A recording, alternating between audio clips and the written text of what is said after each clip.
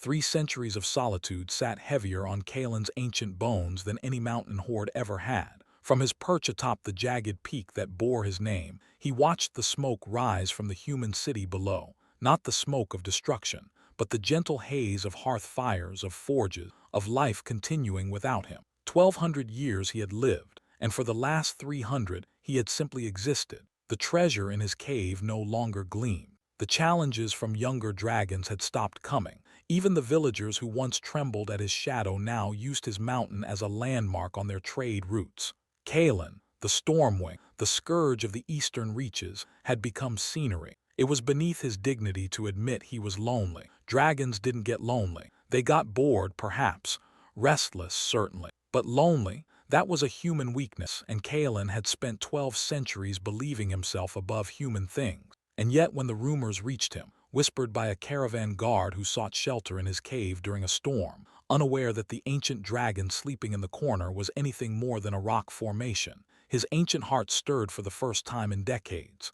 A restaurant, the guard had told his companion, run by a retired Archmage. They say each dish contains a memory. They say the flavors can make you weep, make you remember things you'd forgotten, make you feel things you thought were dead. Kaelen had eaten many things in his long life, whole herds of cattle, a few foolish knights in armor, once, in his younger and more reckless days, a minor god who had challenged him to a contest of strength, but he had never tasted a memory, and for reasons he couldn't explain to himself, he needed to. So he descended. The human form was uncomfortable, as it always was, too small, too soft, too limited. But he had worn it before, when dealing with the lesser species required diplomacy rather than fire. He chose the appearance of a tall man in late middle years, with silver-streaked hair and eyes the color of storm clouds. Clothes were more difficult. He'd never understood why humans insisted on covering themselves, but he'd observed enough over the centuries to approximate respectability. Dark robes, simple but well-made, the kind worn by traveling scholars who didn't want to attract attention. The city was louder than he remembered. 300 years ago, when he'd last walked among humans, they'd still been recovering from the plague years. Now they bustled and shouted and laughed in ways that made his dragon senses twitch with irritation. He passed bakeries and blacksmiths, temples and taverns, until finally, tucked away on a quiet street near the city's eastern wall, he found it. The flickering flame. The sign showed a candle whose fire twisted into impossible shapes. Phoenixes rising, dragons dancing, flowers blooming and dying in the space of a single flicker. The windows glowed with warm light, and through them, Kaelen could see ordinary humans doing something he had never done in all his century, enjoying a meal. Not just eating, enjoying. A young couple shared a plate of something that steamed with colors Kaelen couldn't name, purples and golds that swirled like living magic. An old man sat alone, tears streaming down his face as he savored each bite of a simple-looking stew. A family with children laughed together over dishes that made the air around them shimmer residual enchantment. Kaelen approached the door and knocked. Nothing. He knocked again, louder this time, with the force that had once made castle gates tremble. Still nothing. Through the window he could see a serving girl walking past, close enough to touch if the glass weren't between them. She didn't even glance his way. The old man kept eating. The young couple kept laughing. It was as if he didn't exist. For a moment, Kaelen considered his options. He could reveal himself, let his true form burst through this ridiculous human shell and show these insignificant creatures what it meant to ignore a dragon. The thought was satisfying in the way old habits always were. The heat built in his chest, the familiar pressure of fire waiting to be released. His hand, still in human form, began to glow with the first flickers of lightning. And then the door opened. Not all the way, just a crack. And from that crack emerged not a person but a projection. A woman made of light and memory, her features severe but not unkind, her eyes holding depths that spoke of centuries Kaelen recognized. This was the Archmage. This was Lyra. She looked at him, through him, into him, and then she spoke 4 words that stopped the lightning in his veins and the fire in his chest as effectively as any spell ever could. "We don't serve dragons." The projection vanished. The door remained closed, and Kaelen stood on the street of a human city in a body that wasn't his, feeling something he had never expected to feel again. Rejection. Inside the restaurant, Lyra leaned against the kitchen counter and tried to steady her breathing. The projection had been automatic, keyed to detect draconic essence within a certain radius. She had installed it decades ago, when she first opened the flickering flame, as a precaution against exactly this possibility. She had never expected it to actually activate. But there he was, a dragon at her door, wanting to eat. Her hands shook as she reached for a knife, then put it down again. What was she going to do, stab a dragon? She was an archmage, retired or not. She had faced worse than this in the old days. But the old days were exactly the problem, because the old days were full of memories she had spent 50 years trying to forget. The burned villages, the demands for tribute, the way dragons looked at humans like they might look at interesting insects, curious perhaps, but ultimately unimportant. She had served in the courts of 3 different dragon lords before she understood what she was really doing there, providing entertainment for creatures who would never, could never, see her as an equal. So she had left, fled really, though she preferred to call it strategic withdrawal. And she had built this place, this sanctuary, where humans could eat food that reminded them they were alive, that they were more than prey or servants or amusing distractions. And now a dragon wanted to come in.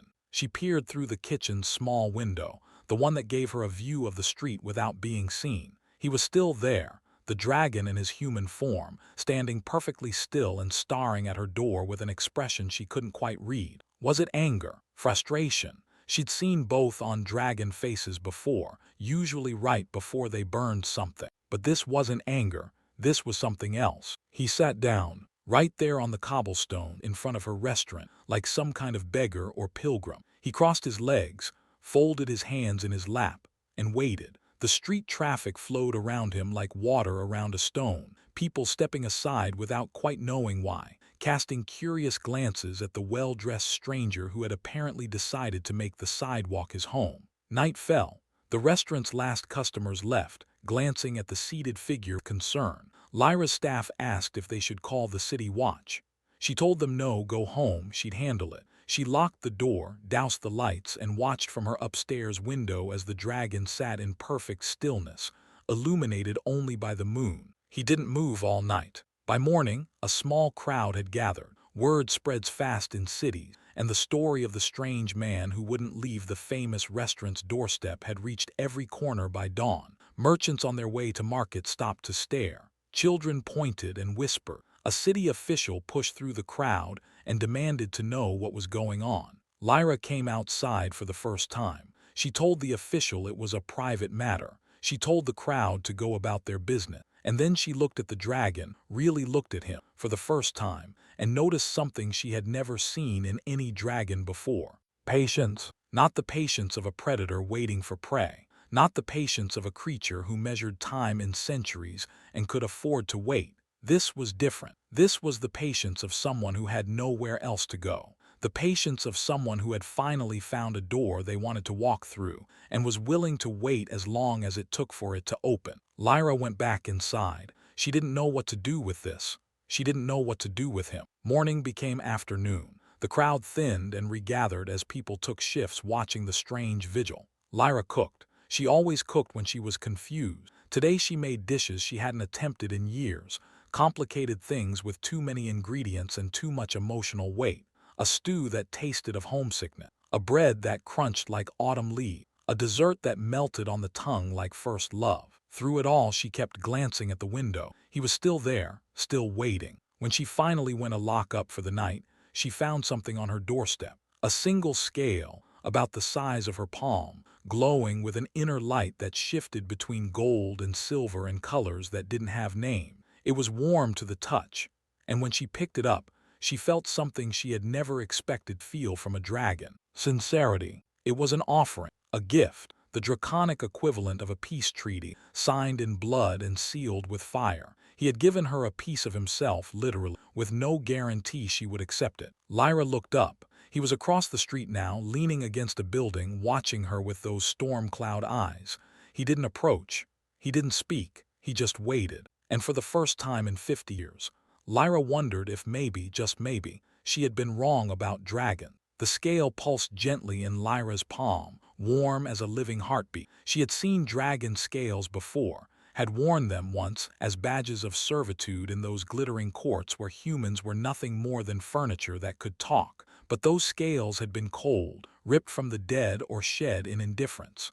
This one was different. This one was given. She closed her fingers around it and felt something she hadn't felt in decades.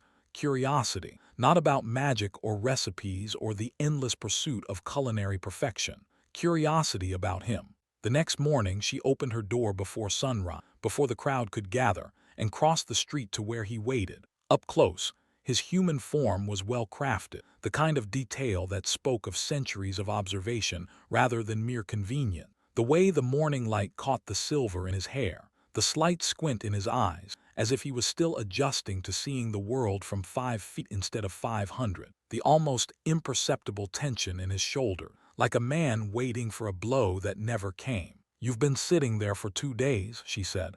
It wasn't a question. 300 years is longer. His voice was deeper than she expected, with a rumble underneath it that no human throat could produce.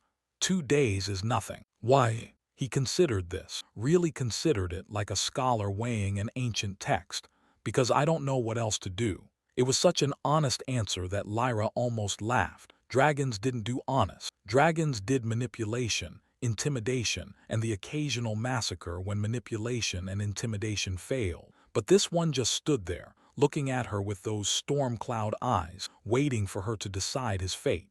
"There are other restaurants," she pointed out. "Better ones, probably, with chefs who haven't spent the last 50 years hiding from your kind. I don't want other restaurants." He said it simply, as if stating an obvious fact. "I want yours." Lyra felt something shift in her chest, a lock turning, a door opening just a crack. She hated that feeling, hated that this creature, this ancient monster in human skin, could make her feel anything but fear. "If you want to eat at my restaurant," she heard herself saying, "there are conditions." His eyes widened slightly, the first genuine emotion she'd seen on his face. "Name them." "First, no magic. Not a spark, not a flicker, not a single spell. In my kitchen you're human or you're nothing." He nodded once sharp. "Second, no intimidation. You don't look at my customers the way dragons look at prey. You don't let them know what you are. You smile, you nod, you say please and thank you like every other customer who walks through my door." Another nod, faster this time.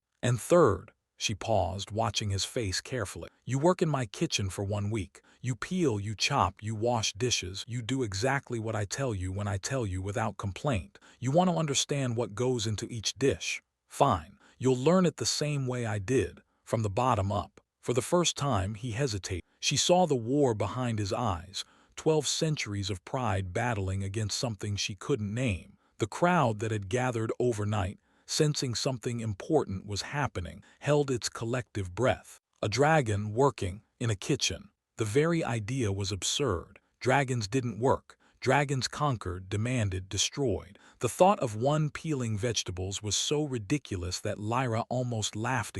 Almost. Then the most extraordinary thing happened. He nodded. The crowd gasped. Lyra heard it, a single, collective sound of disbelief from 50 human throats.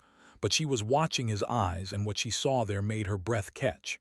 This wasn't submission. This wasn't strategy. This was something she had never seen in any dragon, not once, not ever. Humility. "Then come in," she said and stepped aside. He walked toward her door, toward the threshold he'd been staring at for 2 days. And the moment his foot crossed into the flickering flame, every magical ward in the building flared to life. Lyra had installed them years ago, these wards, as protection against exactly this scenario. They were designed to detect hostile intent, to neutralize magical threats, to protect her sanctuary from the outside world. And now they blazed around Kaelen like 1,000 burning suns, testing him, probing him, searching for the lie in his agreement. He stood perfectly still as the magic washed over him. She could see the effort it took, his jaw tight, his hands clenched at his sides, every instinct screaming at him to defend himself, to fight back, to burn this place to ash and salt the earth where it stood. But he didn't move, didn't flinch, didn't even blink. 1 second, 2, 3. The wards flickered, dimmed, and then, impossibly, they accepted him. Lyra let out a breath she hadn't realized she'd been holding. "Well," she said, "that's a first." The kitchen was chaos when they entered. Her staff had heard the rumors, of course. The city was small and secrets traveled fast, but seeing was different from hearing. A dragon, in their kitchen, in an apron. Lena, her sous chef, dropped a pot of stock that represented 3 days of work. Marcus, the youngest apprentice, actually hid behind a sack of flour. Even old Tom, who'd seen everything in his 70 years, crossed himself and muttered a prayer to gods Lyra hadn't thought anyone still believed in. Everyone, Lyra said, her voice steady despite the tremor in her hands. This is Kaelen. He'll be working with us for the next week. He's going to learn to cook. Try not to set him on fire. No one laughed. Kaelen didn't smile, but something passed between them, a moment of shared awkwardness that was almost human. Lena, Lyra continued, what's the worst job you've got today? Lena's eyes went wide. Boss, you can't be serious. The worst job, Lena. The sous chef swallowed hard. Sun root. We've got 3 bushels that need peeling before the lunch service, and you know how sun root gets when it's handled by someone with impure intentions. Yes, I know. Lyra turned to Kaelen and handed him a small knife. Sun root is sensitive. It reacts to negative emotions, anger, fear, greed, pride. If you try to peel it while feeling any of those things, it'll burn you. Not badly, not permanently, but enough to remind you that cooking is about intention as much as technique. Kaelen looked at the knife. It was absurdly small in his hand, a tool for children or the elderly, not for a creature who could level mountains. And if I feel none of those things, Lyra almost smiled, then you'll have the easiest shift of your life. She should have known it wouldn't be that simple. The first sun root Kaelen touched immediately turned black. The second sprouted spines. The third actually caught fire, burning a small hole in his apron before he could drop it in the sink. By midday, his hands were covered in small burns, his human form's limited healing struggling to keep up with the constant damage. The kitchen staff kept their distance. They had to work around him. The lunch service waited for no one, not even Dragon, but they gave him a wide berth, passing ingredients hand to hand rather than risk getting close. Kaelen pretended not to notice. He kept peeling, kept burning, kept failing, his jaw set in a line of determination that Lyra recognized from her own early days in the kitchen. She watched from across the room, pretending to focus on a sauce that didn't need her attention. She could see the battle raging inside him, the dragon's pride screaming at him to stop this humiliation, to reveal himself, to remind these insignificant creatures exactly and what he was. But he didn't stop. He picked up another sun root, another knife, another chance to fail. By late afternoon, he'd worked through almost half the bushel. His hands were a mess, blistered and red, shaking slightly with exhaustion. Lyra's staff had stopped flinching every time he moved, which was progress of a sort. They'd even started giving him tips, little pieces of advice muttered quickly before they hurried away. Twist the knife, don't press. Start from the top, the root's more stable. If it smokes, you're too late. Kaelen absorbed each piece of advice like a scholar studying ancient texts. He didn't think them. Maybe he didn't know how, or maybe the words wouldn't come. But he changed his technique each time, adjusting, learning, failing slightly less catastrophically with every attempt. And then he ruined the broth. It was an accident, a stupid, clumsy accident. He reached across the stove for another sun root. Just one more, he could do this. He could finish. And his sleeve caught the handle of the largest pot, the one that held Lena's signature stock, the one that had been simmering for 3 days and represented a season's worth of the finest inks the city could provide. The pot tipped, the broth spilled. 3 days of work, 3 days of careful attention, 3 days of love and craft and hope vanished into the floor in a single steaming moment. The kitchen went silent. Lena stared at the puddle spreading across the stones, her face unreadable. Marcus looked like he might cry. Old Tom just shook his head slowly, like a man watching a disaster he'd always known was coming. Kaelen stood frozen, the empty pot in his hands, waiting for the explosion, waiting for the fire, the fury, the condemnation he knew he deserved. This was it, he thought. This was the moment they threw him out. This was the moment his ridiculous experiment ended, and he returned to his mountain, to his solitude, to the long, empty centuries of being nothing but scenery. Lyra walked over to him, slowly, quietly. Everyone watched, holding their breath. She looked at the spilled broth, looked at his burned hand, looked at his face, where centuries of pride warred with something that might have been shame. Then she picked up another pot, filled it with fresh water, and began adding ingredients from the pantry. "Salt first," she said calmly. "Always salt first, it sets the foundation." Kaelen stared at her. "You're not angry?" She didn't look up from her work. "I'm furious. That stock was special, but anger won't bring it back, and neither will you standing there like a statue." She added a handful of herbs, their fragrance filling the kitchen. "Besides, you didn't do it on purpose. I can tell the difference between malice and mistakes."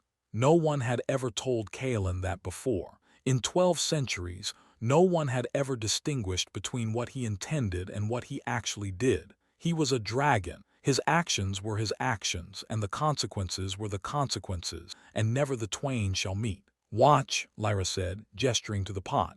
"This is how you build flavor from nothing." She moved with a grace that reminded him of something. Ancient dragon dancers, the ones who could tell entire stories with nothing but their bodies, their movements so precise and beautiful that even the oldest dragons would stop to watch.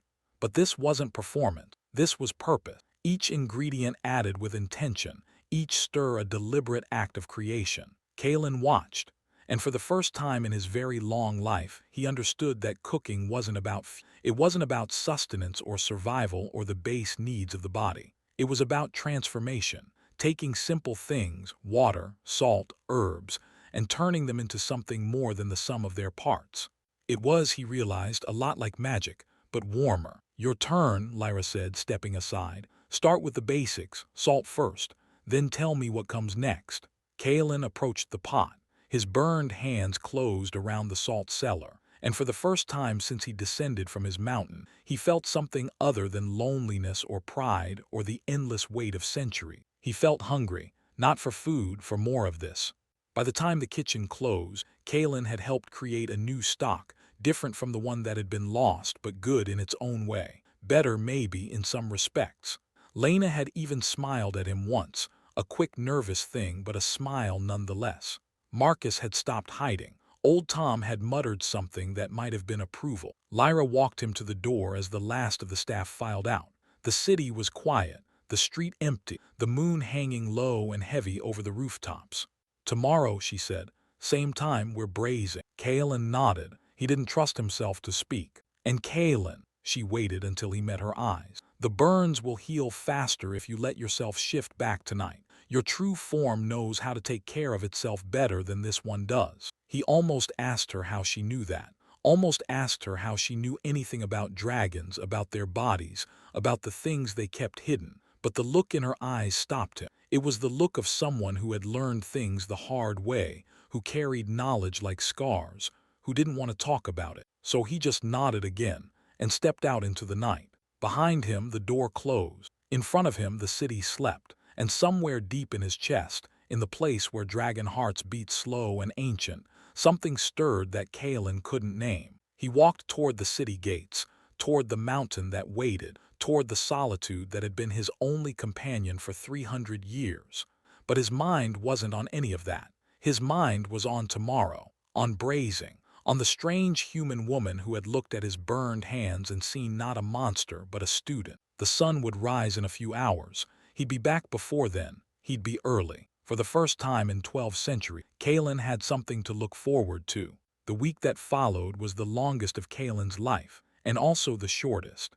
Each morning he arrived before sunrise, slipping through the city's eastern gate while the guards were still rubbing sleep from their eyes. Each evening he left long after dark, his human form aching in ways he'd never imagined possible, his hands raw from work he'd once considered beneath notice. And each night, between leaving and returning, he lay on his mountain in his true form and stared at the stars, trying to understand what was happening. The kitchen staff had stopped flinching, at least.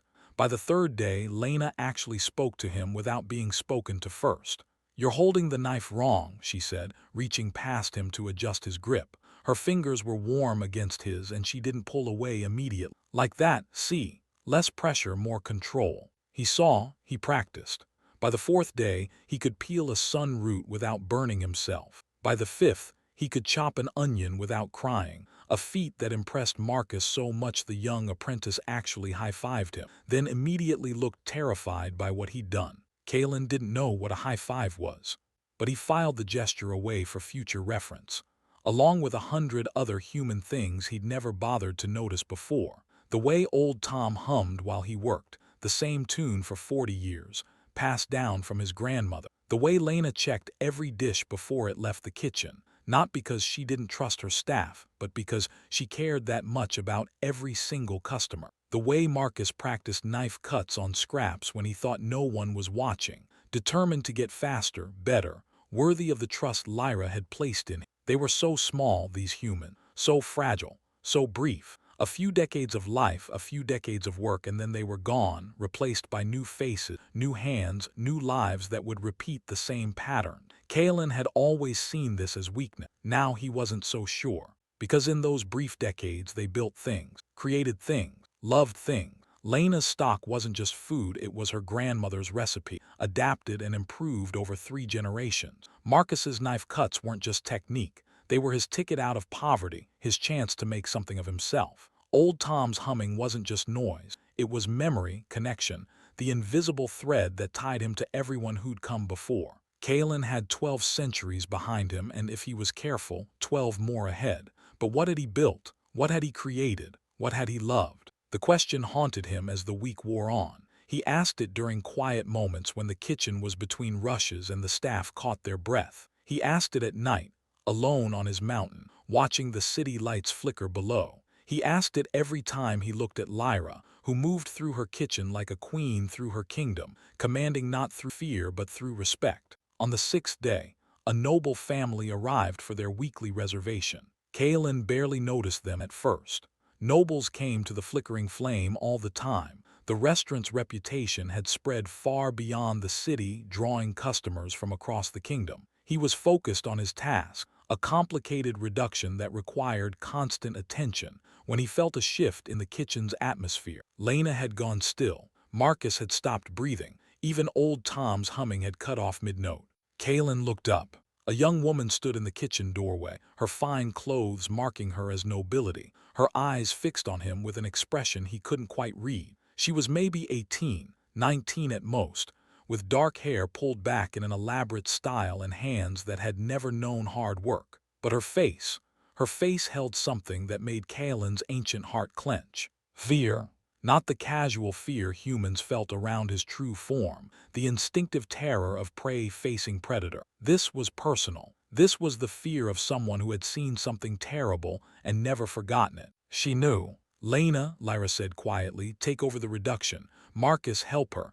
Old Tom checked the front. Her voice was calm, but Kaelen caught the tension underneath. Kaelen, with me. She led him to the small office behind the kitchen, the one where she did her accounts and planned her menu. The room smelled of paper and dried herbs and something floral he couldn't identify. She closed the door and turned to face him. That girl, she said, you know her. It wasn't a question. Kaelen shook his head anyway. I've never seen her before. You've never seen her human face before. Lyra's voice was gentle but inexorable. But you've seen her. Think Kaelen, when? He closed his eyes and reached back through the centuries, through the endless parade of human faces he'd never bothered to remember, villages he'd visited, tribute he'd collected, deals made and broken and forgotten. They blurred together, these humans, indistinguishable from each other in his memory. And then suddenly one stood out. 12 years ago, a village in the eastern foothills, small but prosperous, known for its orchards and its stubborn refusal to pay tribute. He descended on them one autumn evening, his patience exhausted by their repeated defiance. The village elder had met him at the gate, a small man, trembling but brave, carrying a chest of gold and a basket of the finest apples Kaelen had ever tasted. We don't have much, the man had said, his voice steady despite his shaking hand. But what we have we offer freely. Please, leave us in peace. Kaelen had accepted. He'd taken the gold, eaten the apples, and returned to his mountain. The village lived. The matter was closed. He'd never learned the elder's name. That was her father, Lyra said softly, reading the answer in his face.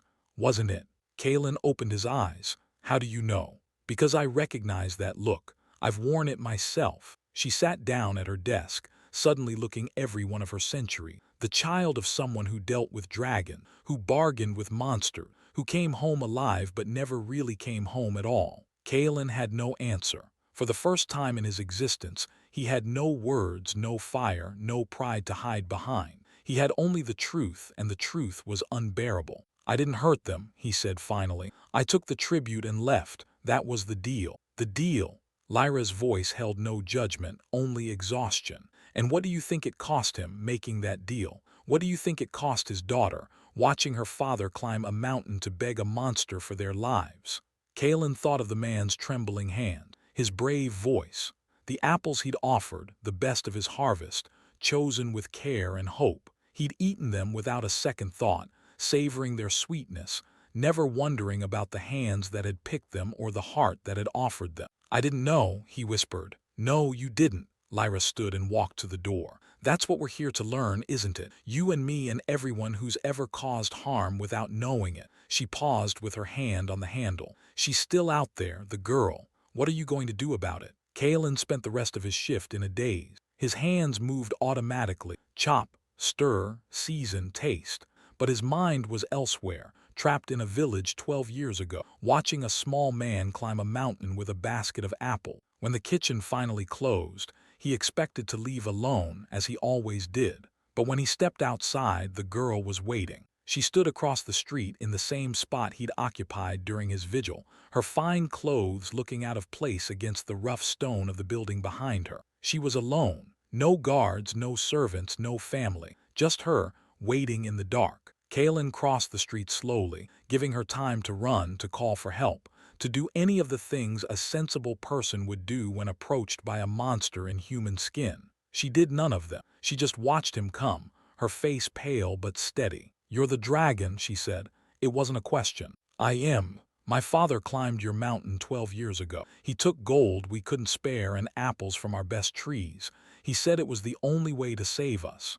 Her voice cracked slightly, then steadied. He came back alive. Everyone said we were lucky. Kaelen waited. There was nothing else he could do. He stopped eating after that. Did you know that? He'd sit at the table and push food around his plate, but he never actually swallowed. Said he couldn't taste anything anymore. Said everything just tasted like fear. She swallowed hard. He lasted 3 years. Then one morning he just didn't wake up. The healer said it was his heart, but I know what it really was. It was you. The words hung between them like a physical weight. Kaelen felt them settle onto his shoulder, onto his soul, onto 12 centuries of existence where he'd never once considered that his actions had consequence beyond the moment. What's your name? He asked finally. She seemed surprised by the question. Myra. Myra. He tested the name, felt its shape in his mouth. I don't remember your father's name. I wish I did. I remember his hands. They were shaking, but he held them steady. And I remember his apples. They were the best I've ever eaten. Myra stared at him. In the moonlight, he couldn't read her expression. I don't expect forgiveness, Kaelen continued. I don't even expect you to stop hating me, but I want you to know that I remember him, not as a victim, not as a bargaining chip, but as a man who loved his village enough to face a dragon. That matters. Even if I didn't know it then, it matters now. For a long moment, neither of them moved. Then Myra did something Kaelen never expected. She nodded. Not forgiveness, not acceptance, but acknowledgement. A small, almost imperceptible tilt of her head that said, I hear you, I see you. I'm not ready to stop hating you, but I see you. Then she turned and walked away, her footsteps echoing in the empty street until they faded into silence. Kaelen stood there for a long time after she was gone. When he finally returned to his mountain, he didn't look at the stars. He looked at the village below, the one that had grown around the place where Myra's father had lived and died, and he thought about apples. The next morning he arrived at the kitchen early, as always. Lyra was already there, prepping ingredients, and she looked up when he entered. You came back, she said. It wasn't a question. Where else would I go? She handed him a knife and pointed to a pile of sun roots.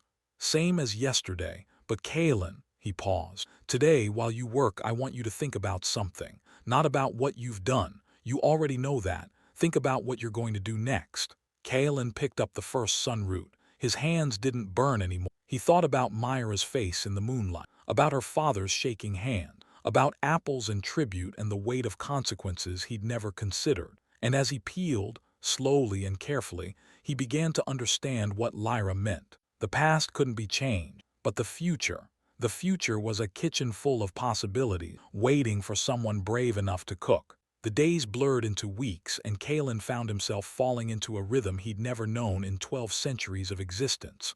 wake before dawn, descend from his mountain, walk through the sleeping city to the flickering flame, work, learn, fail, try again, leave after dark, lie on his mountain and stare at the stars, replaying every moment in his mind. He was becoming something he'd never imagined possible. He was becoming human, not in form. That part was temporary, a mask he could shed whenever he chose, but in something deeper, something that stirred in his chest when Lena smiled at his progress, something that ached when he thought of Myra's face, something that grew stronger every time Lyra looked at him not as a monster but as a student. The kitchen had become his classroom, and every day brought new lessons, not just in cooking, though that was hard enough, but in everything he'd spent 12 centuries ignoring: patience, humility, the small, quiet dignity of honest work, the way humans built meaning not through conquest but through connection. On a cool autumn morning, the city announced its annual culinary competition. The Festival of Seven Chefs was the highlight of the region's social calendar, drawing competitors from across the kingdom to showcase their skills before a panel of judges and a crowd of thousands. The flickering flame had won twice in its history, both times with Lyra at the helm. This year, for the first time, she wasn't sure she wanted to compete, but Lena convinced her. "Boss, we have to," the sous chef argued, waving the announcement scroll like a weapon. "The Flame's reputation depends on it. If we don't enter, people will think we've lost our touch. We have a dragon peeling vegetables in our kitchen," Lyra pointed out dryly. "I think our reputation is already complicated." Lena glanced at Kaelen, who was carefully portioning dough into identical rounds under Marcus's watchful eye. "Actually, that might be our advantage." Lyra followed her gaze. Kaelen looked up, caught them staring, and raised an eyebrow in a gesture he'd learned from watching old Tom. "What?" he asked. Lyra walked over and sat down across from him at the prep table. "How would you feel about competing in a cooking competition in front of 10,000 humans who mostly think dragons should be exterminated?" Kaelen considered this. "Is that a trick question?" "Not at all. It's a real question with real consequences." She gestured around the kitchen. "You've been learning for weeks. You're better than half the professional chefs in this city now. But the festival isn't about technique. It's about story. It's about connecting with the judges, with the crowd, with everyone who tastes your food. Can you do that?" Kaelen looked down at his hand. They were still human hands, still covered in the small scars and calluses of kitchen work. But they were also the hands that had once leveled mountains, that had demanded tribute, that had never once touched something with the intention of creating rather than taking. "I don't know," he admitted. "I've never tried." "Then let's find out together." The announcement of the Flickering Flames' participation caused an immediate stir. The announcement that they'd be bringing an unknown chef, someone no one in the culinary world had ever heard of, caused an even bigger one. By the time the festival arrived, rumors had spread through the city like wildfire. The new chef was a foreign noble. The new chef was a woman disguised as a man. The new chef was actually Lyra's secret apprentice, trained in isolation for decades. The new chef was a dragon. That last rumor was the least believed, which Kaelen found deeply ironic. The day of the festival dawned cold and clear, the autumn air carrying the scent of wood smoke and anticipation. The competition grounds filled with stalls and stages, with spectators and vendors, with the electric energy of thousands of people gathered to celebrate something beautiful. Kaelen stood in the Flickering Flames' designated cooking area and tried not to panic. He'd faced gods before. He'd fought battles that shattered mountains and burned kingdoms. He'd stared down enemies older than humanity itself and never once felt his heart rate increase. But standing here, in an apron, surrounded by humans who had no idea what he really was, about to cook for judges who could destroy his reputation with a single bad review, this was somehow worse. Then the protest started. A chef from a rival restaurant, a portly man with an impressive mustache and an expression of righteous indignation, had gathered a crowd outside the competition area. He was speaking loudly, gesturing at the Flickering Flames booth, and the crowd was listening. "I won't work alongside a murderer," the man declared. "I won't pretend that talent matters more than character. That chef," he pointed at Kaelen, "has no history, no credentials, no reputation except the one he's bought with Lyra's gold. And I've heard things. We've all heard things about where he comes from, about what he's done." The crowd murmured. Some looked at Kaelen with suspicion. others with curiosity, a few with something that might have been recognition, the same look Myra had worn, the look of people who had seen things they couldn't forget. Kaelen felt 12 centuries of instinct screaming at him to shift, to reveal himself, to show these insignificant creatures exactly what happened when you challenged a dragon. His hands clenched at his side, heat built in his chest. The air around him began to shimmer, and then Lyra's hand closed around his wrist. "Don't," she said quietly. "That's what he wants. A reaction, proof that you're dangerous. Don't give it to him." Kaelen looked at her calm eyes, her steady voice, her hand on his wrist like he was just a man, just a student, just someone who needed guidance. The heat in his chest faded, the shimmer in the air dissipated. He took a breath, then another, and felt something he'd never felt before in the face of an enemy. "Control. I'm not going anywhere," he said, loud enough for the crowd to hear. "I'm here to cook. That's all I've ever wanted to do in this place. Cook." The rival chef sneered and opened his mouth to respond, but before he could, a voice cut through the crowd. "Let him cook." Kaelen's breath caught. Myra stepped forward from the crowd, her fine clothes marking her as nobility, her face set in an expression that dared anyone to challenge her. She walked past the protesting chef, past the murmuring spectators, past everyone who stared at her with confusion and surprise. She walked right up to Kaelen and looked him in the eyes. "I don't know what he's making today," she said, still loud enough for everyone, "but I know what he's been learning, and I know that learning matters more than where you started." She turned to face the crowd. "My father climbed a dragon's mountain to save our village. He came back alive, but he never really came back at all. I've spent years hatting the creature who took him from me. Even though he didn't die on that mountain, he died slowly over years of something I couldn't name." The crowd had gone completely silent. "But I've been watching," Myra continued. "Watching this chef, watching him work, watching him learn, watching him fail and try again. And I've realized something. Monsters don't do that. Monsters don't change. Monsters don't peel vegetables until their hands bleed, trying to understand something they've never needed to understand before." She turned back to Kaelen, and for the first time, he saw something in her eyes besides pain. "I don't forgive you," she said quietly. "Not yet. Maybe not ever, but I'll taste your food. That's all I can offer right now." Kaelen nodded slowly, not trusting himself to speak. Behind him, he heard Lena sniffle. Marcus was openly crying. Even old Tom looked misty-eyed. Lyra squeezed his wrist once, then let go. "Well," she said, "I guess we'd better cook something worth tasting." The competition proceeded in stages, each round eliminating half the remaining chefs until only a handful remained. The flickering flame advanced easily. Lena's stock, Marcus's precise knife work, old Tom's generations-old recipes all combining into dishes that made the judges close their eyes and smile. But Kaelen hadn't cooked yet.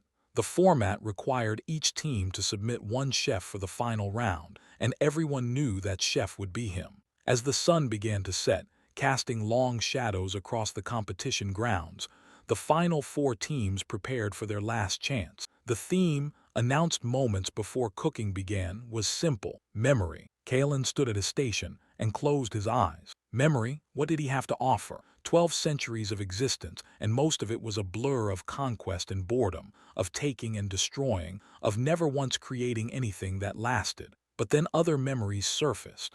Sun roots that burned until he learned patience. Broth that spilled and was rebuilt. A small man with shaking hands and the best apples Kaelen had ever tasted. He opened his eyes and began to cook. He started with apples.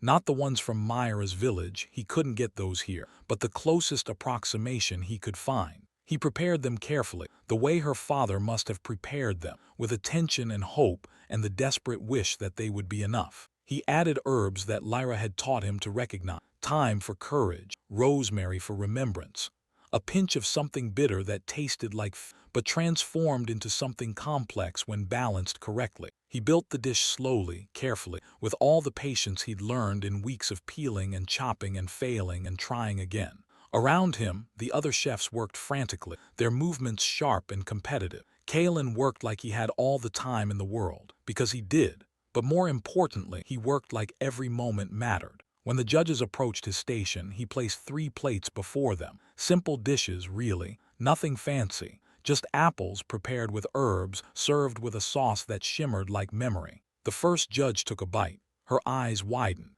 The second judge tasted, and his hand went to his chest over his heart. The third judge, an elderly woman with kind eyes and the most formidable palate in the kingdom, took one bite, then another, then set down her fork with trembling hand. "This tastes like my grandfather's kitchen," she whispered. "He died when I was 7. I'd forgotten his cooking. I'd forgotten him, but this is exactly what his food tasted like. Love. That's what it was. Love prepared carefully, served with hope." The crowd murmured. The rival chef protested, claiming Kaelen had used magic, had cheated, had done something unfair. But the judges overruled him. Magic couldn't create this, they said. Only truth could. And then Myra stepped forward. She walked past the judges, past the officials, past everyone who tried to stop her. She walked right up to Kaelen's station, where one small plate remained, the plate he'd prepared for her without knowing if she'd accept it. She picked up the fork, she took a bite, and she wept. The sound she made wasn't loud. It was soft, almost inaudible, the kind of sound that came from somewhere deep and private. But everyone heard it, everyone felt it, because it was the sound of grief meeting memory, of pain meeting understanding, of a daughter finally tasting her father's love again. "It's him," Myra whispered. "It's exactly his. The apples, the herbs, the way he always added just a touch of honey at the end because he said life was bitter enough without sweetness." She looked at Kaelen with eyes full of tears. "How did you know? How could you possibly know?" Kaelen thought of the small man with shaking hands, climbing a mountain to face a monster. He thought of the apples, offered freely, the best of the harvest. He thought of everything he'd learned since then, everything Lyra had taught him, everything he was still trying to understand. "I remembered," he said simply. "For the first time in 12 centuries, I truly remembered." The judges awarded first place to the flickering flame. The crowd erupted in applause. Lena and Marcus and old Tom crowded around Kaelen, hugging him despite themselves, despite everything they knew or suspected about what he really was. Lyra stood apart, watching with an expression that might have been pride. And Myra stood in front of Kaelen, still holding the empty plate, still crying, still looking at him like he was something she couldn't quite understand. "Thank you," she said. 2 words. Simple words. Words no dragon had ever heard from a human, not once, not ever. Kaelen felt something crack inside him, something ancient and hard, something he'd built over centuries to protect himself from exactly this feeling. It hurt. It hurt more than any wound he'd ever taken in battle. But beneath the pain was something else, something warm and terrifying and utterly new. Connection. That night, after the crowds had dispersed and the festival grounds had gone quiet, Lyra found Kaelen sitting alone at a table in the flickering flame. The restaurant was closed, dark except for a single candle on his table. He sat in human form, staring at his hands like they held secrets he was only beginning to understand. "You earned it," Lyra said, sitting across from him. "The right to dine here, as a customer, not just a student." Kaelen looked up.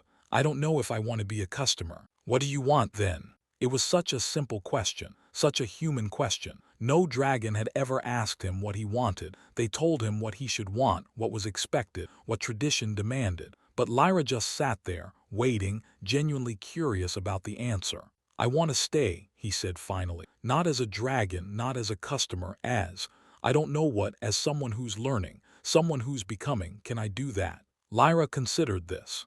She looked around her restaurant, at the tables where humans had laughed and cried and tasted memories, at the kitchen where she'd spent decades building something, at the door where a dragon had sat in vigil for 2 days, waiting for a chance to change. "I think," she said slowly, "that might be the most honest thing anyone's ever asked me." She stood and walked toward the kitchen. "Wait here, I want to make you something." The meal she prepared took hours. Kaelen waited patiently, watching the candle burn down, listening to the sounds of cooking that had become as familiar to him as his own heartbeat. When Lyra finally emerged, she carried a tray with 7 small dishes, each one more beautiful than the last. "The first course," she said, placing a small bowl before him, "tastes of mountain air and freedom. It's what I imagine your true home feels like. I've never been there, obviously, but I've tried to understand." Kaelen tasted it, and for a moment he was back on his peak, watching the clouds roll beneath him, feeling the wind that belonged to no one and nothing.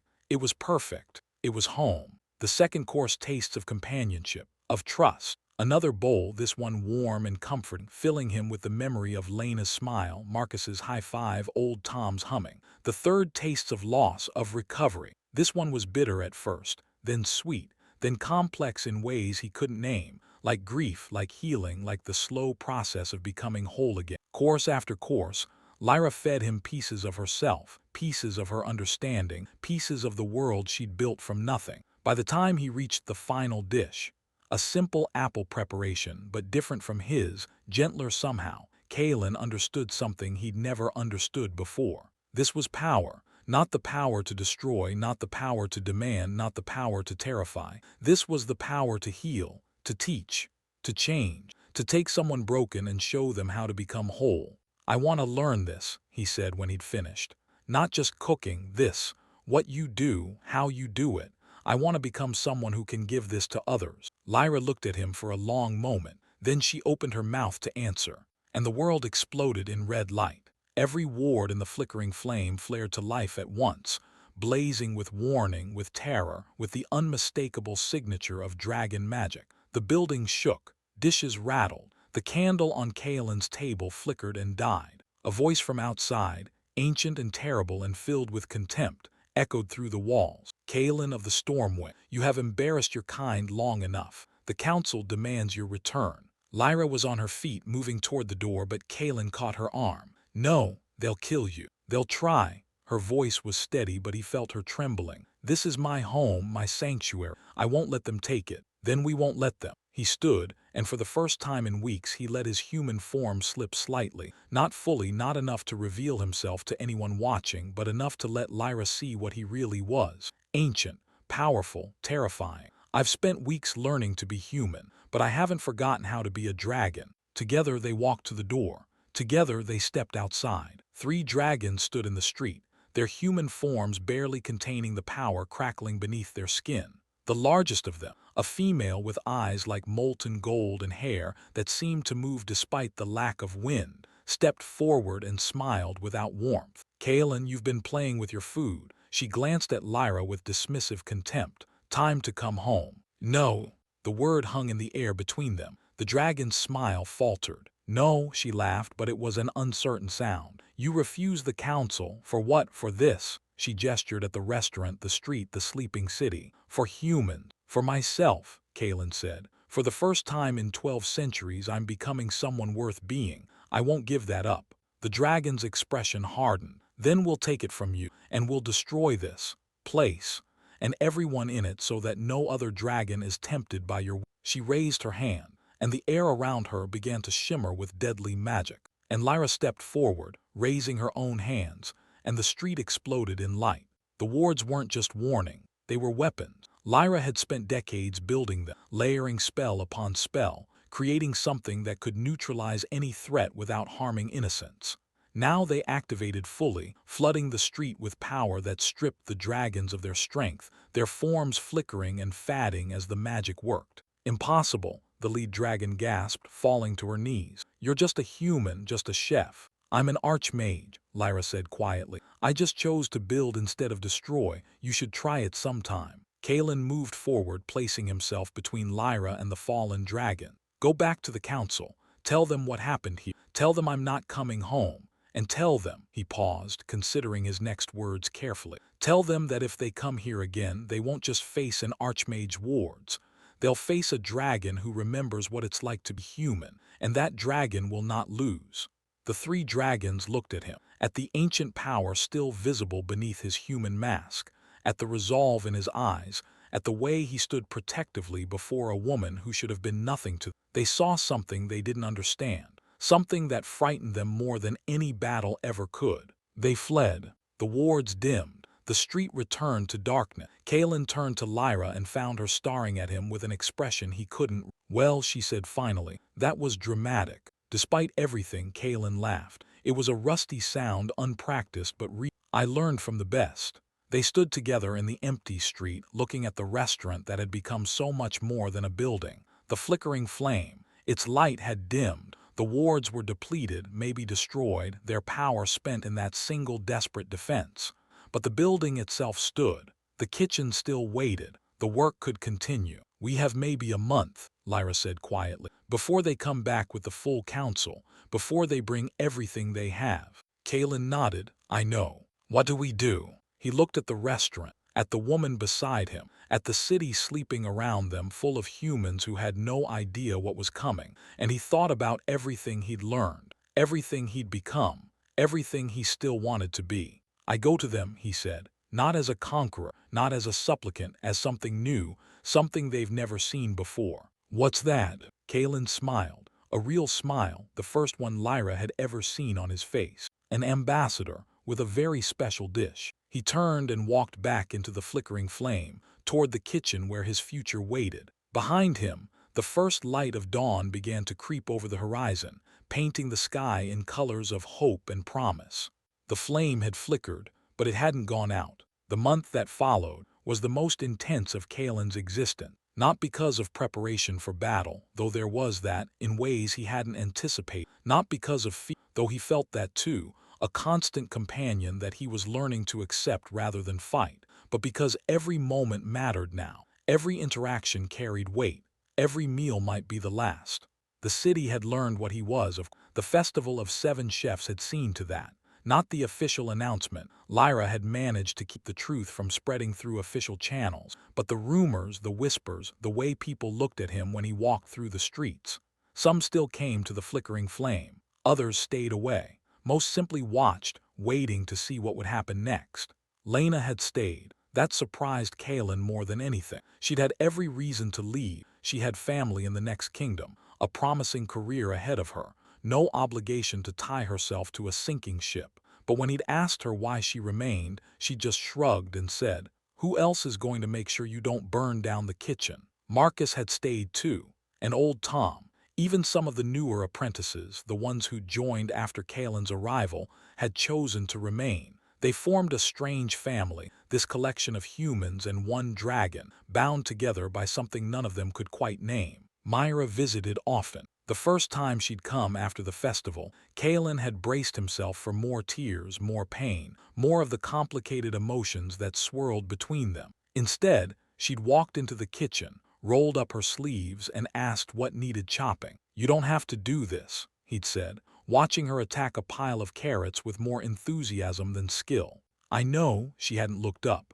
"My father spent his whole life serving others, protecting them, providing for them, I think I'd like to understand what that felt like." So she learned, slowly, clumsily, with all the awkwardness of someone who'd never held a knife for any purpose more demanding than cutting meat at dinner. But she learned, and in the learning something between them shifted. Not forgiveness, that was still too far away, maybe always would be, but understanding, the kind that came from shared work, shared purpose, shared exhaustion at the end of a long shift. Lyra watched it all with the quiet satisfaction of someone who'd spent decades understanding how people worked. She'd become something like a mother to this strange collection of souls, though she'd never admit it. She pushed them hard, demanded excellence, accepted nothing less than their best. But she also noticed when Marcus's hands shook with exhaustion and sent him home early. She saw when Myra's memories became too heavy and gave her the simplest tasks, the kind that required no thought, only presence. She knew when Kaelen's ancient mind spiraled into centuries of regret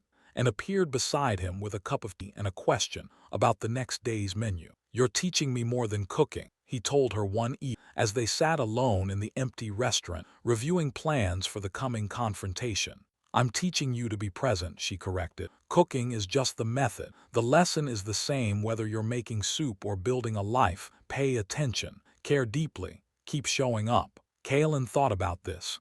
12 centuries of existence and no one had ever explained it so simply. Pay attention, care deeply, keep showing up. Was that really all it took to be human? "Will it be enough?" he asked. "When they come?" Lyra was quiet for a long moment. "I don't know, but I know it's the only thing worth trying." The day before the deadline, Kaelen began to cook. He started before dawn, while the city still slept and the kitchen was lit only by the faint glow of pre-dawn light through the window. He worked alone. This dish was his, only his, the culmination of everything he'd learned and everything he'd become. The base was simple: apples.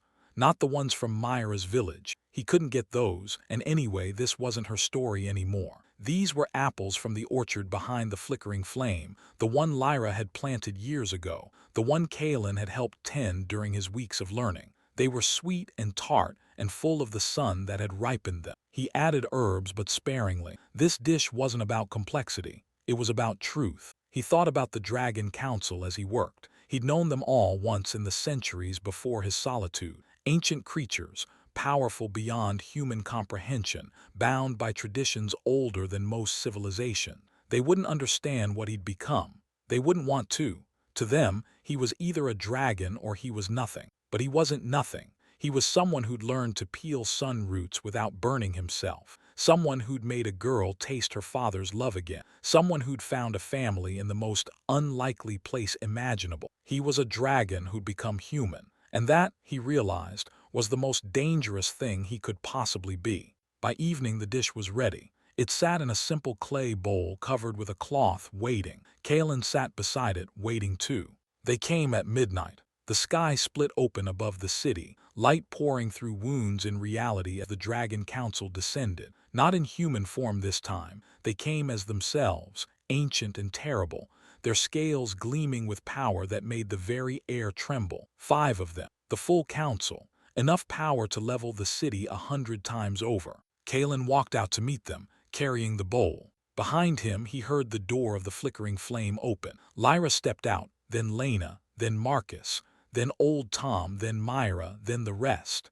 They lined up behind him, ordinary humans in ordinary clothes, facing creatures that could destroy them with a thought. "What is this?" the lead dragon demanded. His name was Valthar, and Kaelen remembered him from centuries past, proud, cruel, utterly convinced of dragon supremacy. "You bring an audience to your humiliation." "I bring my family," Kaelen said quietly, "and I bring a gift." He uncovered the bowl. The dragon stared at it, at the simple dish inside, at the apples, the herbs, the love that had gone into every moment of its creation. "You mock us," Valthar snarled, "with food, with human food." "I honor you," Kaelen replied, "with the best thing I've ever learned to make, with truth, with everything I've become." He held up the bowl, offering it to the council. "This dish tastes of home, not the home we're born to, the home we choose, the home we build, the home we defend not with fire but with faithfulness. Taste it, please. That's all I ask."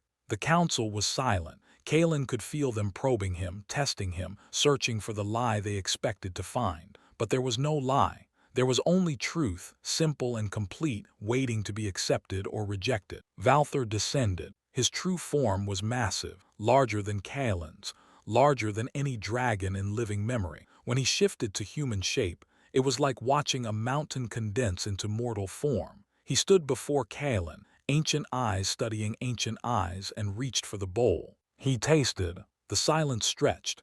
Behind Kaelen he heard someone, Myra, he thought, whisper a prayer. He didn't pray, he waited. Valthar's expression changed. Slowly, almost imperceptibly, the centuries of pride and contempt softened into something else. Something that might have been memory. Something that might have been longing. "This tastes," he said finally, his voice rough, "of the before times, before the wars, before the hatred, when we were simply alive." Kaelen nodded. "That's what I hoped." The other dragons descended. One by one, they shifted to human form and approached the bowl. One by one, they tasted. And one by one, their ancient faces softened into something Kaelen had never seen on any dragon before. "Vulnerability. What do you want?" Valthar asked.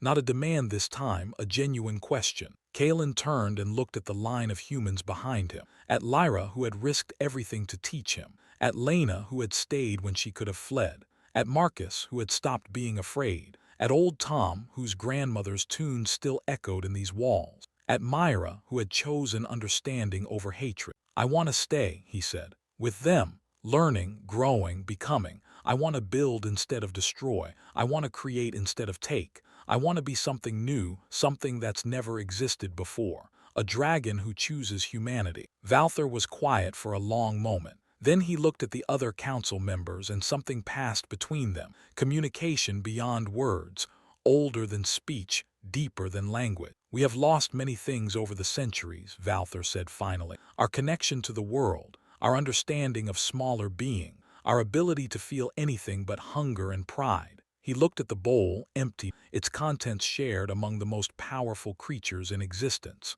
You have found something we lost, something we didn't even know we were missing. He extended his human hand toward Kaelen. We will not trouble you again, nor this city, nor any of those you protect. His eyes moved to Lyra, to the others, and for the first time they held something like respect. Perhaps we have much to learn from all of you. The dragons rose, shifting back to their true forms, and ascended into the night sky. The wound in reality closed behind them. The stars returned. The city slept on, unaware of what had just happened. Kaelen stood in the street, empty bowl in his hand, and felt something he'd never felt before in 12 centuries of existence. Peace. Behind him, Lyra approached and stood at his side. Well, she said, that was unexpected. You're not surprised. I'm always surprised. That's the point of staying open to the world. She smiled, a real smile, the kind that reached her eyes. Come on, it's cold and I think we've all earned a hot meal. They went inside, all of them. The dragon and the archmage, the sous chef and the apprentice, the old man and the young woman who'd lost her father to a monster who'd learned to be human. They gathered in the kitchen, the heart of the flickering flame, and they cooked together. The meal they shared that night wasn't fancy. Simple soup, fresh bread, apples from the orchard behind the restaurant. But it tasted like more than food. It tasted like family, like home, like the beginning of something new. As the first light of dawn crept over the horizon, Kaelen looked around the table at the faces he'd come to love. Lyra, arguing with Lena about the proper way to knead dough. Marcus, trying to teach Myra a knife technique and failing spectacularly. Old Tom, humming his grandmother's tune, surrounded by people who'd never known her but somehow carried her memory forward. This was it, Kaelen realized. This was what he'd been searching for through 3 centuries of solitude, through 12 centuries of empty, not treasure, not power, not the respect of his kind. He picked up his spoon and took another bite of soup. It was perfect, not because of the ingredients or the technique, but because of everything that had gone into it. The learning, the failing, the trying again, the love. Outside, the sun rose over the city, painting the sky in colors of gold and rose.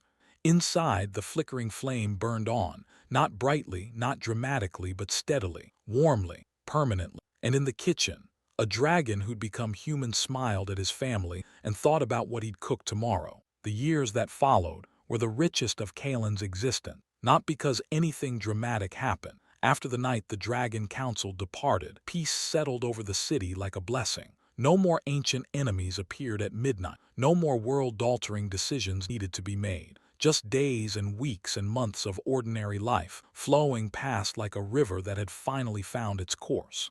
But for Kaelen, who had spent 12 centuries measuring time in conquests and centuries, the ordinary became extraordinary. He learned to wake each morning with purpose. Not the purpose of a dragon guarding treasure or a conqueror planning campaigns, but the simple purpose of a cook preparing for the day's service. He would arrive at the flickering flame before sunrise, let himself in with the key Lyra had given him, and begin the morning ritual, lighting the ovens, checking the inventory, breathing in the scent of herbs and flour and possibility. The kitchen had become his true form in a way. Not the mountain, not the horde, not the fearsome reputation that had preceded him for millennia. Here, in this small space filled with heat and steam, and the constant motion of people who cared deeply about what they did, Kaelen had found himself. Lena had become head chef when Lyra finally stepped back, though "step back" was a generous description. Lyra still appeared most days, hovering, criticizing, occasionally taking over a station when someone's technique displeased her. But the weight of running the flickering flame had passed to younger hands, and Lena wore it like a crown. "You're thinking too much," she told Kaelen one morning, watching him stare at a pile of sun roots.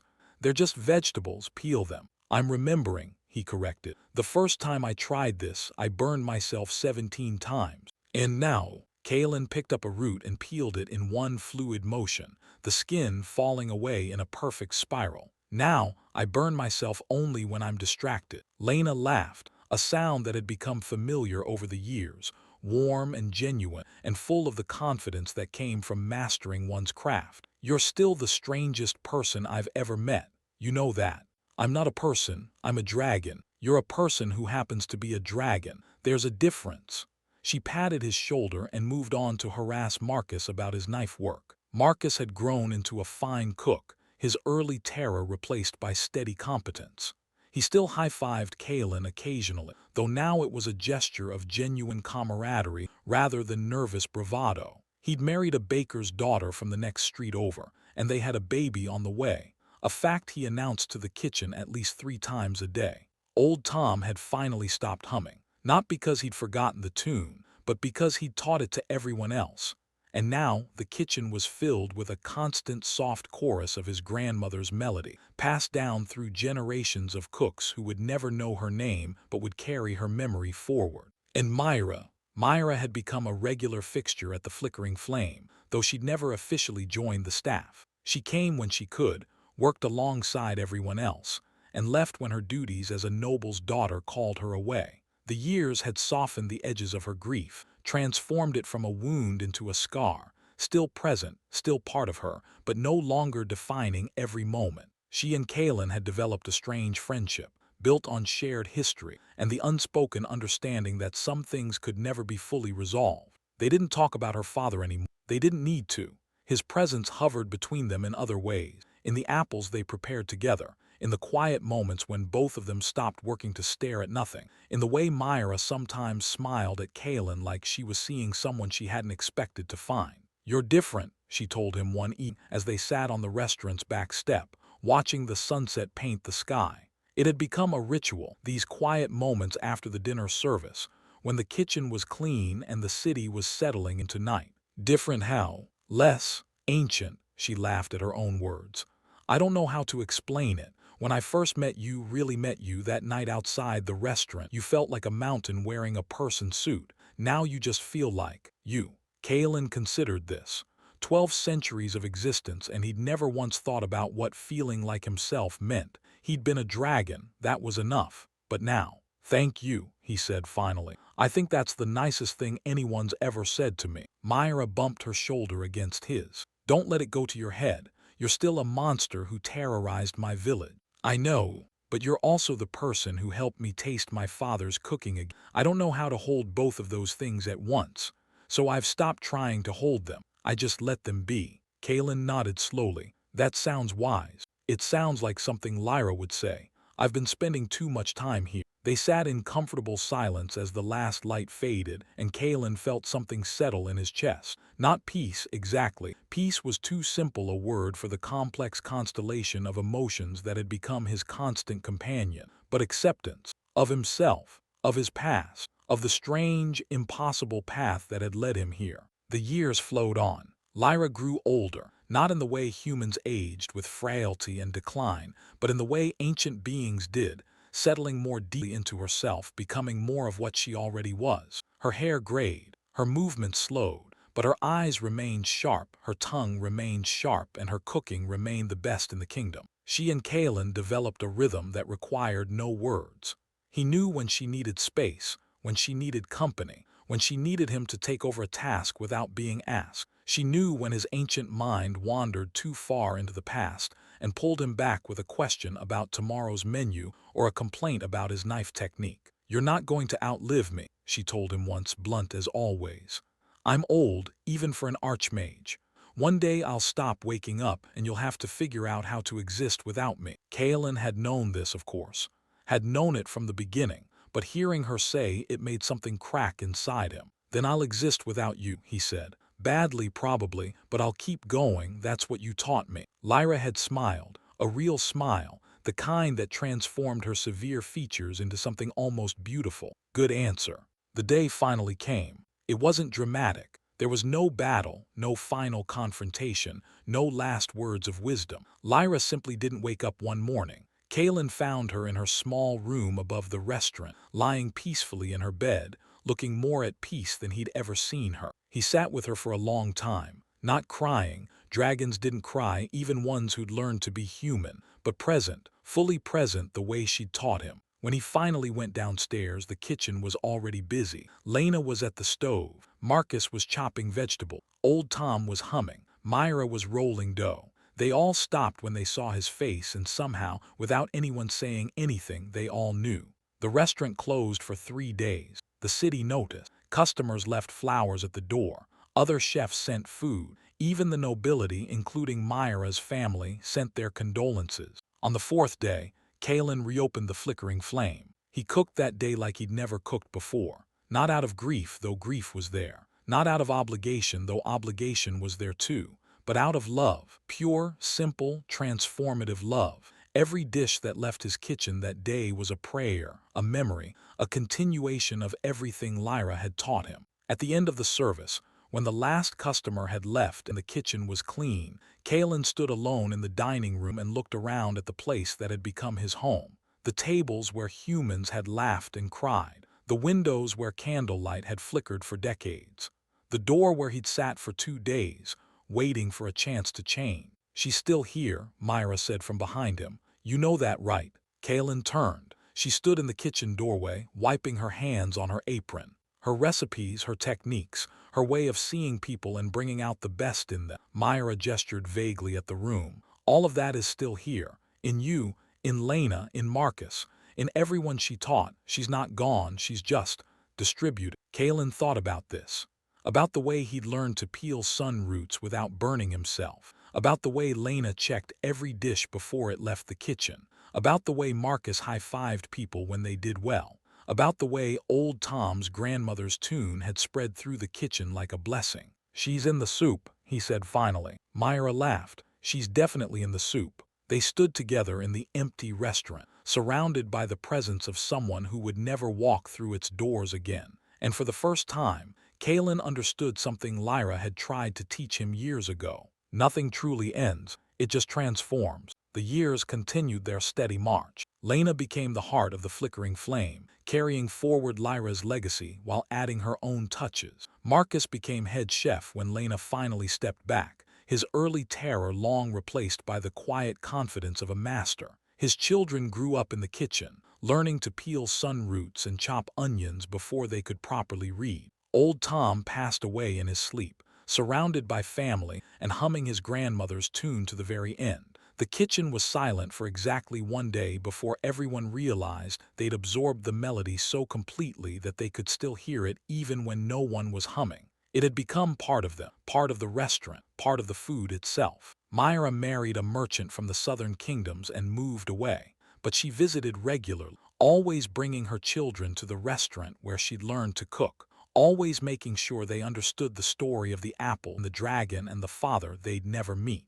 And Kaelen. Kaelen became something the world had never seen before. A dragon who cooked, a monster who loved, an ancient being who had learned, against all odds, to be fully present in each passing moment. He still slept on his mountain sometimes when the weight of centuries pressed too heavily, but he always returned to the city, to the restaurant, to the kitchen where he'd been reborn. The flickering flame had become his hoard, not of gold but of moments, of memory, of the endless, precious, heartbreaking beauty of ordinary human life. One evening, decades after Lyra's passing, Kaelen stood alone in the kitchen after the dinner service. The restaurant was quiet, the city was settling into night, and he was thinking about apple. Not Myra's father's apples, though those were part of it. Not the apples from the orchard behind the restaurant, though those were part of it too. But apples in general, the way they grew from nothing, from tiny seeds, into trees that could bear fruit for generations. The way they could be sweet or tart or somewhere in between,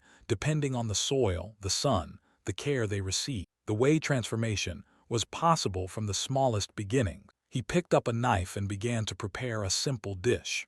Not for anyone. The restaurant was closed and he was alone, but because cooking had become his prayer, his meditation, his way of being in the world. As he worked, he thought about everything that had brought him here. 3 centuries of solitude, 2 days of waiting outside a door, weeks of burning his hands on sun roots, years of learning and failing and trying again, decades of building something that would outlast him. He thought about Lyra, who had seen possibility in a monster, about Lena, who had stayed when she could have fled, about Marcus, who had stopped being afraid, about old Tom, whose grandmother's tune still echoed in these walls, about Myra, who had chosen understanding over hatred. And he thought about himself, about the dragon he'd been and the person he'd become, about the long, impossible journey from solitude to connection, from destruction to creation, from emptiness to love. The dish was simple when he finished.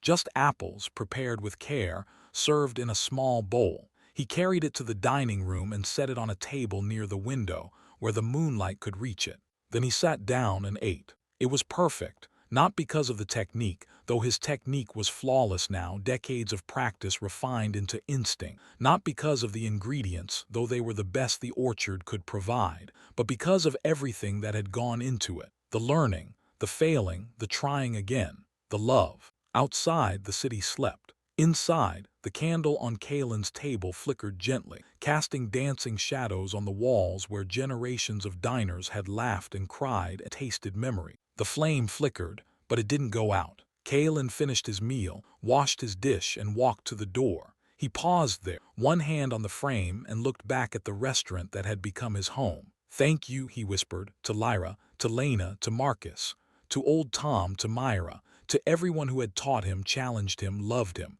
"Thank you for everything." He stepped outside into the night, locked the door behind him, and began the long walk toward his mountain. The stars were bright overhead, ancient and unchanging, watching over a world that was always changing, always growing, always becoming something new. Kaelen walked through the sleeping city, a dragon in human form, carrying with him everything he'd learned and everything he'd become. Behind him, the flickering flame waited for morning, waited for another day of cooking and serving and loving, waited for the next person who needed to taste a memory and find themselves changed. The flame flickered, but it didn't go out. And somewhere in the kitchen, invisible but present as always, Lyra's voice whispered through the quiet, "Pay attention, care deeply, keep showing up." Kaelen smiled as he walked, the words settling into his heart like seed into soil. He would, for as long as he had, for as long as the flame kept flickering, for as long as there were apples to peel and stories to tell,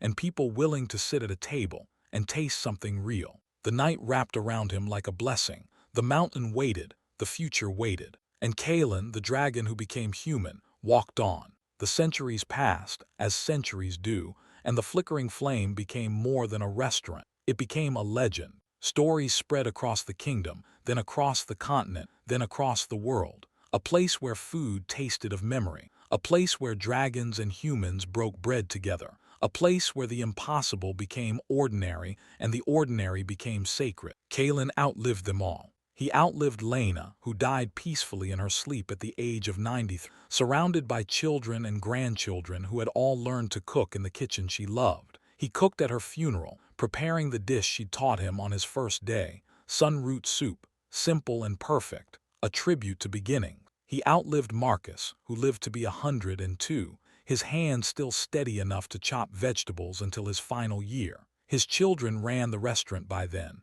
and their children after, and Marcus would sit in the corner and hum old Tom's tune, watching generations carry forward what he'd helped build. He outlived Myra, who returned to the city in her old age, a widow with grandchildren of her own. She and Kaelen would sit on the back step and watch sunsets, not talking much, just being together in the way of old friends who'd shared something impossible. When she died, he placed an apple on her grave, not from her father's village, but from the orchard behind the restaurant, the one she'd helped tend. He even outlived the city itself in a way. Kingdoms rose and fell. Wars came and went. The city expanded, contracted, expanded again. Buildings were torn down and rebuilt. Streets were renamed and rerouted. But the flickering flame remained, tucked away on its quiet street, serving food that tasted of memory to anyone who knew. New faces appeared in the kitchen. New hands learned to peel sunroots without burning themselves. New voices carried forward old Tom's tune,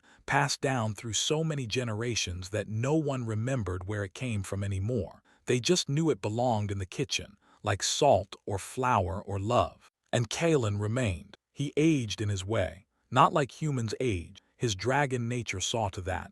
But slowly, almost imperceptibly, the centuries accumulating in small changes. A few more lines around his eyes, a slight slowing of his movement, a tendency to stare into space during quiet moments, remembering faces that had long since turned to dust. But his hands remained steady, his focus remained sharp, and his cooking remained the best in the world. Young chefs came to study with him from across the continent. Some stayed for years, some stayed for decades. Some left and opened their own restaurants. carrying fragments of the flickering flame with them like seeds scattered on the wind. Kaelen taught them all the same way Lyra had taught him, with patience, with precision, with the unwavering belief that cooking was about more than food. Pay attention, he would tell them, echoing words spoken centuries ago. Care deeply, keep showing up. Everything else is just technique. They listened mostly. Some didn't. The ones who thought they already knew everything, who couldn't understand why an old man in a simple kitchen had anything to teach them. Those ones left quickly, and Kaelen let them go without regret. He had learned over the centuries that some lessons could only be learned through time. One evening, deep in a century that had no name yet, a young woman appeared at the restaurant door. She was small, barely 5 feet tall, with dark hair pulled back in a practical knot and eyes that held something ancient despite her youth. She wore simple clothes, traveler's clothes, worn thin by years of road, and she carried a basket of apples. Kaelen was in the kitchen when she arrived, preparing for the evening service. He felt her before he saw her, a presence that tugged at something deep in his memory, something he couldn't quite place. When he walked into the dining room and saw her standing there, basket in hand, he understood. She had her father's eyes. Not Myra's father, that was centuries gone. No, this was something older, something that reached back to the very beginning of his journey, to the moment that had started everything.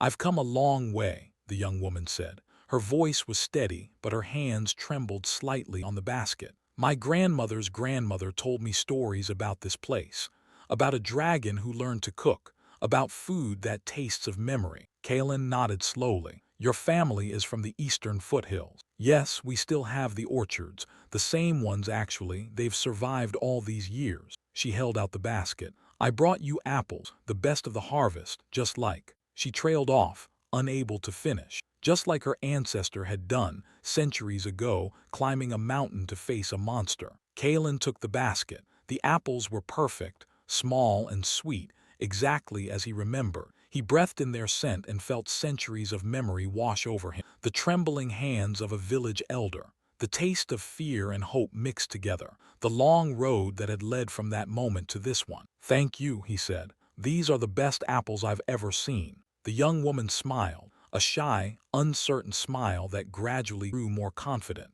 "My grandmother said you'd say that. She said you always remembered the important things." "Your grandmother was right." Kaelen set the basket on a nearby table. "Will you stay for dinner? I'd like to cook something for you, something special." She hesitated. "I don't have much money. I'm just a traveler working my way across the continent." "You don't need money." Kaelen gestured around the restaurant, at the tables where generations had sat, at the kitchen where centuries of love had been prepared. "This place has never been about money. It's about something else." "What then?" Kaelen thought about it. About Lyra, who had taught him everything. About Lena and Marcus and old Tom and Myra. About all the faces that had passed through these doors, all the hands that had learned to cook, all the hearts that had been fed. "Connection," he said finally. "That's what it's always been about. Food is just the method. The real meal is connection." The young woman's eyes widened slightly, and Kaelen saw something flicker in them. Recognition, maybe, or the beginning of understanding. "I'd like that," she said softly. "I'd like to stay." She stayed for dinner that night, and the next night, and the night after that. She stayed for weeks, then months, then years. Her name was Alara, and she had her ancestors' courage, her ancestors' gentleness, her ancestors' gift for growing things that nourished body and soul. Kaelen taught her everything he knew, not just cooking, though he taught her that patiently the way Lyra had taught him, but presence, patience, the art of paying attention, the practice of caring deep, the discipline of showing up day after day, even when showing up was hard. Alara learned quickly. She had a gift for it, this cooking thing, not just technique, but something deeper, an intuition for what people needed, what would heal them, what would help them remember who they were. "You remind me of someone," Kaelen told her one evening as they sat together after service, watching the sunset from the back step. "Who?" "Her name was Lyra. She started all of this centuries ago. She was the bravest person I ever knew." Alara was quiet for a moment. Was she human? Yes, completely, utterly human. That's what made her extraordinary. Kaelen smiled at the memory. She looked at a monster and saw potential. She looked at a broken world and built something beautiful. She taught me that being human isn't about what you are, it's about what you choose to become. Alara considered this. And what did you choose to become? Kaelen thought about it, about the long journey from his mountain to this step, about the centuries of learning and failing and trying again, about all the faces he'd loved and lost, all the hands he'd taught, all the lives he'd touched. I chose to become someone worthy of the people who loved me, he said finally. That's all anyone can do. The sun dipped below the horizon, painting the sky in colors of gold and rose. Behind them, the kitchen hummed with the quiet energy of a place that had been loved for centuries. Old Tom's tune drifted through the air, carried by voices that had never known the man but carried his memory forward. Will you stay? Kaelen asked. Here I mean learn everything, then teach it to someone else when the time comes. Alara looked at him, at the ancient dragon in human form, at the mentor who had outlived everyone he'd ever loved, at the living bridge between centuries of memory and centuries yet to come. Yes, she said, I'll stay. And she did. The years passed differently after that. Kaelen had always known he would outlive everyone. That was the nature of being a dragon among humans. But with Alara, something shifted. She wasn't just another student, another face that would fade into memory. She was continuation, legacy, the next link in a chain that stretched back to Lyra and forward into a future he would never see. He taught her everything, every recipe, every technique, every lesson he'd learned in centuries of cooking and living and loving. She absorbed it all, grew into it, made it her own. And slowly, almost imperceptibly, Kaelen began to slow down. Not because he was dying, dragons didn't die that way, not really, but because he had done what he came to do. He had learned, he had grown, he had loved, he had passed on everything that mattered. The time was coming to rest. One evening, after a particularly beautiful service, Alara had cooked the final course, and it had tasted of hope. Kaelen sat alone in the dining room, watching the candle flicker on his table. The same table where he'd eaten his first meal as a customer. The same table where Lyra had served him 7 courses of transformation. Alara found him there, hours later, still watching the flame. Are you okay? She asked, sitting across from him. I'm perfect, Kaelen said, and he meant it. I was just thinking about beginnings, about how I got here. Tell me. So he did. He told her about the mountain and the solitude, about the caravan guard who mentioned a restaurant, about the 2 days he'd sat outside, waiting for a door to open, about the sun roots that burned and the broth that spilled and the long, slow process of becoming human. He told her about Lyra, the Archmage who chose to build instead of destroy, about Lena, who stayed when she could have fled, about Marcus, who stopped being afraid, about old Tom, whose grandmother's tune still filled the kitchen, about Myra, who chose understanding over hatred. He told her about the Dragon Council and the dish that changed everything, about the centuries that followed, full of love and loss, and the endless practice of showing up. And when he finished, the candle on the table flickered once, twice, and went out. Alara reached for it, but Kaelen stopped her. It's okay, he said. It's time. Time for what? Kaelen smiled, a real smile, the kind he'd learned from Lyra so long ago. Time for me to go, not far, not forever, just on to whatever comes next. Alara's eyes filled with tears. I don't know how to do this without you. Yes, you do. He reached across the table and took her hands. They were warm, these human hands, full of life and potential. You have everything you need, the recipes, the techniques, the lessons. But more than that, you have the most important thing. What's that? You have love. Kaelen squeezed her hands gently. Love for the work, love for the people, love for this place and everything it represents. That's what Lyra gave me. That's what I'm giving you. Everything else is just details. Alara was crying now, tears streaming down her face, but she didn't look away. I'll make you proud. You already have. Kaelen released her hands and stood. He walked to the door, paused with his hand on the frame, and looked back one last time at the restaurant that had been his home for centuries. The candle on the table was dark, but the kitchen still glowed with warmth. Old Tom's tune still drifted through the air. The scent of herbs and memory still filled every corner. I'll be here, he said softly. In the soup, in the apples, in every dish that tastes of love. That's what Lyra taught me. Nothing truly ends, it just transforms. He stepped outside into the night. The city had changed over the century, grown larger, more complex, full of sounds and lights that would have astonished the people who'd first built it. But the stars were the same, ancient and unchanging, watching over a world that was always becoming something new. Kaelen walked through the sleeping streets, a dragon in human form, carrying with him everything he'd learned and everything he'd become. He walked past buildings that hadn't existed when he'd first arrived, past streets that had been renamed so many times no one remembered their original name. And slowly, gradually, he began to change. Not into his dragon form that would come later when he reached his mountain, but into something else, something lighter, something that shimmered at the edges like heat rising from a stove on a cold morning. He was becoming memory, not disappearing, never that, but transforming, becoming part of everything he'd touched, everyone he'd loved, every dish he'd ever cooked. The way Lyra had become part of the soup, the way old Tom's tune had become part of the kitchen, the way love itself became part of anyone brave enough to give it. By the time he reached the mountain, he was barely visible, a shimmer in the air, a warmth in the wind, a presence that couldn't be seen but could be felt by anyone paying attention. He climbed anyway, one last time, up the slopes he'd known for millennia, past the cave that still held echoes of his hoard, to the peak where he'd spent 3 centuries watching smoke rise from a human city. The view was beautiful. The city sparkled below, a constellation of lights that mirrored the stars above.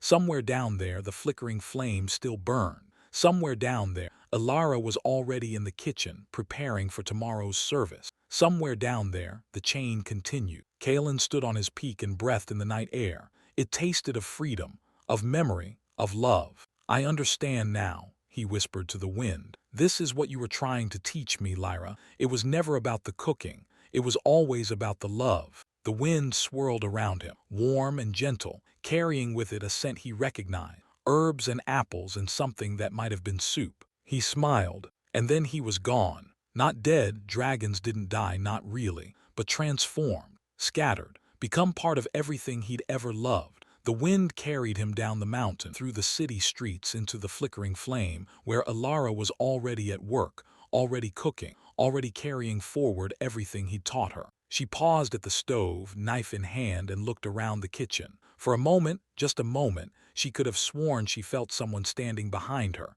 someone warm, someone familiar. Then the feeling passed, and she went back to work. But as she chopped the sunroots for the morning soup, she found herself humming a tune she didn't remember learning. An old tune, a comforting tune, the kind of tune that had been passed down through generations, carried forward by people who'd never met the person who'd started it. Old Tom's tune. Ilara smiled and kept humming, kept cooking, kept loving. Outside, the sun began to rise over the city, painting the sky in colors of gold and rose. The flame flickered in the flickering flame's window, not the candle on the table, but something deeper, something that had burned for centuries and would burn for centuries more. It flickered, but it didn't go out. And somewhere in the wind that swirled through the kitchen, in the scent of apples and herbs, in the warmth of a stove that had been loved for generations, Kaelen smiled and watched his family continue. "Pay attention, care deeply, keep showing up."